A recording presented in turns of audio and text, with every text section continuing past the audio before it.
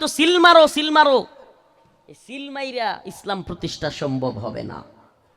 এই গণতন্ত্র মুসলমানদের ঘরে ঘরে ঢুকায়া ভাই ভাই মারামারি, পাশের বাড়ির লোকের সাথে এক বাড়ির লোক আরেক বাড়ির লোকের সাথে মারামারি, এই ফিতনা ফাসাদ এইটা মুসলমানদের ভিতরে ঢুকায়া দিছে। আল্লাহ পাক পুরা মুসলিম উম্মাহকে একত্রে রাখবার জন্য একদিন এক উম্মাহ, এক চেতনা, এক নবী সব কিছু দিয়েছিলেন, এক কোরআন দিয়েছিলেন। কিন্তু আমাদেরকে গণতন্ত্র বহু দলে বিভক্ত করেছে। এই গণতন্ত্র শিখিয়েছে বহু দল মানেই হলো সৌন্দর্য, নাউজুবিল্লাহ, মানে হলো আপনার বিরোধী পক্ষ যত ভালো কাজই করুক, আমনের কাজ হলো খালি সমালোচনা করুক। তো ইনশাআল্লাহ মুহাম্মদ বিন মাসলামা রাদিয়াল্লাহু আনহু কাব বিন আশরাফকে ডাল তলোয়ার গুলো বন্ধক রাখলেন। মুহাম্মদ বিন মাসলামাকে আল্লাহর নবীর প্রিয় সাহাবী মুহাম্মদ বিন মাসলামা রাদিয়াল্লাহু আনহু এবং আবু নাইলা ওনারা কাবকে বললেন, কাব, ঘটনা মনে আছে তো? ওই যে আল্লাহর নবী বলছিল যে তোমাদের মধ্যে কে আছে যে আমারে কটূক্তি করে গালি দেয়, এই কাব বিন আশরাফকে কতল করবা। আল্লাহর নবী সাহাবী বলছিল কি, আতুহিব্বু আন তাকতুলাহু, ইয়া রাসূলুল্লাহ আপনি কি পছন্দ করেন যে আমি কাব বিন আশরাফকে শেষ করে দেই? আল্লাহর নবী বললেন হ্যাঁ। ওই ঘটনায় এখন আবারও আপনাদের সামনে ওই সূত্র, এটা আবারও বলছি, কাব বিন আশরাফের কাছে ডাল তলোয়ার বন্ধক রেখে কিছু পণ্য তিনি নিবেন, এরকম একটা তাদের মধ্যে একটা চুক্তি হইল। কিন্তু অন্তরের মধ্যে মুহাম্মদ বিন মাসলামা রাদিয়াল্লাহু আনহু ঘুরতেছে, বদমাশ তুই আমার রসুলরে কটূক্তি করস, বদমাশ তুই আমার রসুলরে গালি দেস, তোরে তো আজকে শেষ করে দিমু। মানে একদিকে চুক্তি করতেছে, কথা বলতেছে, আর একদিকে মাথার মধ্যে ওই ফন্দি ফিকির। সুবহানাল্লাহ। তাইলে যেই তথাকথিত বুদ্ধিজীবীরা কয় আল্লাহর নবী কাউরে হত্যা করতে পাঠাইছে, এরা মিথ্যুক না? বলেন, এরা মিথ্যুক না? প্রিয় ভাইয়েরা আমার, এইবার মুহাম্মদ বিন মাসলামা রাদিয়াল্লাহু আনহু বললেন, এই নাইলা, আবু নাইলা রাদিয়াল্লাহু আনহু বললেন, তোমার মাথা থেকে এত সুঘ্রাণ আসতেছে, তুমি কি ব্যবহার করো? মানে প্রশংসা করলেন, একটু পাম দিলেন। এই কাব বিন আশরাফ, তুমি কি ইউজ করো? তোমার মাথা থেকে এত সুন্দর সুগন্ধি আসতেছে। কাব খুশিতে গদগদ হয়ে গেল। মোটা মানুষ, লম্বা মানুষ পাম দিলে বিরাট খুশি হয়, তো বিশাল খুশি হয়ে গেছে গা। খুশি হইলে এবার কাব বিন আশরাফকে বলতেছে যে একটু মাথাটা দেও তো দেখি, তোমার কল্লাটা একটু আগায় দেও দেখি, তোমার গ্রান নেই, কি সুন্দর গ্রান আসতেছে, তোমার মাথা থেকে একটু গ্রান নেই।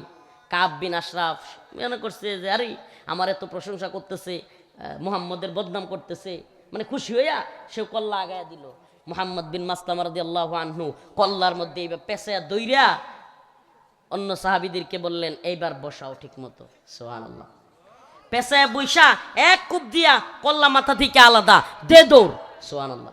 কাব বিন আশরাফের বাড়িতে ঢুকে কাব বিন আশরাফকে মুহাম্মদ বিন মাসলামা রাদিয়াল্লাহু আনহু, আবু নাইলা রাদিয়াল্লাহু আনহু এবং তার সাথীরা কাব বিন আশরাফের কল্লা ফেলে দিয়ে আল্লাহর নবীর কাছে গেলেন। আল্লাহর রাসূলের কাছে যাইয়া যখন মুহাম্মদ বিন মাসলামা রাদিয়াল্লাহু আনহু এই ঘটনা খুলে বললেন, বিস্তারিত বললেন, আল্লাহর রাসূল সাল্লাল্লাহু আলাইহি সাল্লাম কাব বিন আশরাফের সাথে মুহাম্মদ বিন মাসলামা রাদিয়াল্লাহু আনহুর কথোপকথন শুইনা মুচকি হাসি দিলেন। সুবহানাল্লাহ, সুবহানাল্লাহ বলবেন না? মুচকি হাসি দিলেন যে কৌশল কইরা হইলেও আল্লাহর নবীরে নিয়ে যে কটূক্তি করে, আল্লাহকে নিয়ে যে কটূক্তি করে, এই দ্বীনকে নিয়ে যে কটূক্তি করে, কৌশল করে হলেও তার কল্লা ফেলে দিয়েছে। তাইলে আজকে যেই সমস্ত সুশীলরা, আজকে যেই সমস্ত তথাকথিত সেকুলাররা, আজকে যেই সমস্ত এলিটরা, তথাকথিত বুদ্ধিজীবীরা আল্লাহর নবীকে নিয়ে বলে রাসূল কাউরে মারতে বলছে, এদের কথা মিথ্যা। মক্কা বিজয়ের পরে আল্লাহ রাসূল ঘোষণা করলেন যে সকল লোকদেরকে, কুরাইশ যারা আমাদেরকে বাড়ি থেকে বিতাড়িত করেছিল, ঘর থেকে বিতাড়িত করেছিল, আমাদের ব্যবসা প্রতিষ্ঠান ছিনিয়ে নিয়েছিল, আমাদের সব কিছু থেকে, আমাদের পরিবার থেকে আমাদেরকে বিচ্ছিন্ন করে দিয়েছিল, মক্কা এটা হয়েছিল কি হয় নাই? এটা খুব স্বাভাবিক একটা ঘটনা হয়ে গেছে। শুনতে শুনতে আমাদের কাছে নর্মাল মনে হয়। ও মিয়া, আপনাদের বাড়ি কই? কিশোরগঞ্জে না? হোসেনপুর। এখন যদি কেউ কয় যে এলাকার কোনো নেতা কিংবা এলাকার কোনো মানে হুমরা সুমরা যেগুলো আছে, কয় যে তুমি থাকতে পারবা না হোসেনপুর, তুমি যাওগা ভারত। কই যাইবা? ভারত। তোমার পরিবার একটাও না থাকতে পারবে না। চিন্তা করছেন কষ্ট? হ্যাঁ, এটা চিন্তা করা যায়? কল্পনা করছেন কোনোদিন যে হোসেনপুর থাইকা যদি কয় যে বেশি দূরে না, খালি যদি কয় হোসেনপুর থাইকা যে চট্টগ্রাম যাওয়া লাগবো, আপনি হোসেনপুর থাকতে পারবেন না? কোথায় যাওয়া লাগবো? পরিবার সহ, মা বোন বাচ্চা কাচ্চা সবাই সহ তুমি পুরা তোমার বংশ সহ কই যাইবা গা? চট্টগ্রাম। কেমন কষ্ট লাগবো? তাই আল্লাহ রসুল সাল্লাহ সাল্লামকে মক্কার কুরাইশরা, মক্কার কাফের মুশরিকেরা আল্লাহ রসুল সাল্লাহ সাল্লামকে, তার সাহাবাই কেরামকে ইসলাম কবুল করবার কারণে, ঈমান আনবার কারণে মক্কা থেকে বিদায় করে নাই? বলেন করে নাই? এসে এবার কোন মনে করেন আমনে হেফাজত, জামাত, বিএনপি বা যে কোনো একটা বিরোধী দল করবার কারণে হোসেনপুর থেকে আওয়ামী লীগের নেতারা, কোনো একটা নেতা আমনের পুরা বংশ সহ পরিবার সহ আমনেরে ভারত পাঠাইয়া দিছিল, চট্টগ্রাম পাঠাইয়া দিছিল, বিশাল কষ্টের মধ্যে রাখছিল, দীর্ঘদিন 17 বছর আমনেরে খুব জুলুম করছে। কোনো একদিন যদি আমনে ওদের অবস্থান খারাপ হয় আর আপনার অবস্থান ভালো হয়, হোসেনপুর ফিরে আইতে পারেন, এগরে আপনি ছাড়বেন? কথা কয় না? 32 হাত মাটির তলে নিতেন কেনা? এটা তো স্বাভাবিক, কেউ ছাড়বো?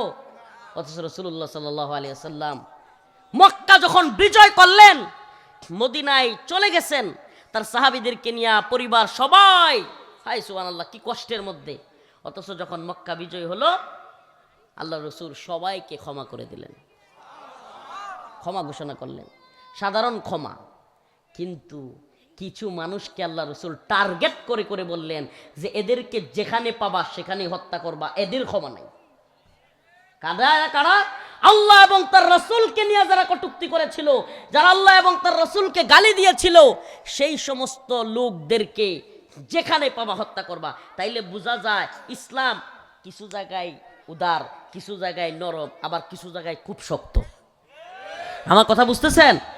এটাই হলো আমার আয়াতের মূল আলোচনা। আল্লাহ পাক যে বলছে মুহাম্মাদুর রাসূলুল্লাহ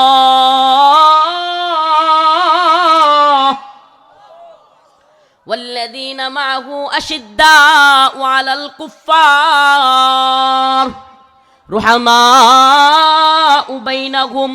আল্লাহ পাক বলেছেন মুহাম্মাদুর রাসূলুল্লাহ والذين معه أشداء على الكفار, আমার প্রিয় হাবিব, আমার প্রিয় বন্ধু, আমার প্রিয় নবী এবং তার সাথীরা, ওয়াল্লাযীনা মাহু আশিদ্দাউ আলাল কুফফার, তারা কাফের মুশরিকদের বিরুদ্ধে ছিল আশিদ্দা, কি ছিল? শক্ত। রুহামাউ বাইনাহুম, কিন্তু নিজেরা নিজেদের মধ্যে ছিল নরম, বিনয়ী, কোমল। সুবহানাল্লাহ। আর এখন আমাদের অবস্থা কি? আস্তাগফিরুল্লাহ। সাধারণ আওয়ামী লীগ, বিএনপি তো বাদী, ইসলামপন্থী নাম দিয়া যেগুলো গণতান্ত্রিক রাজনীতি করে, এই দলগুলো একটা আরেকটার বিরুদ্ধে লাগছে। নাস্তিক মুরতাদ থুইয়া জমিয়ত খেলাফতের লগে লাগছে, খেলাফত জামাতের লগে লাগছে, জামাত অমুকের লগে লাগছে। বাবা, হেরা বলি কায়েম করবো ইসলামী শরীয়ত। নিজেরা নিজেরা কামরা কামরির যে অবস্থা, আসলে এই গণতন্ত্র, আব্রাহাম লিঙ্কন, জর্জ রসো, এই ডেমোক্রেসি কিংবা এই জমহুরিয়ত মুসলমানদের ভিতরে ঢুকাইছে ঘরে ঘরে ফিতনা তৈরি করবার জন্য। এই পথে এই তথাকথিত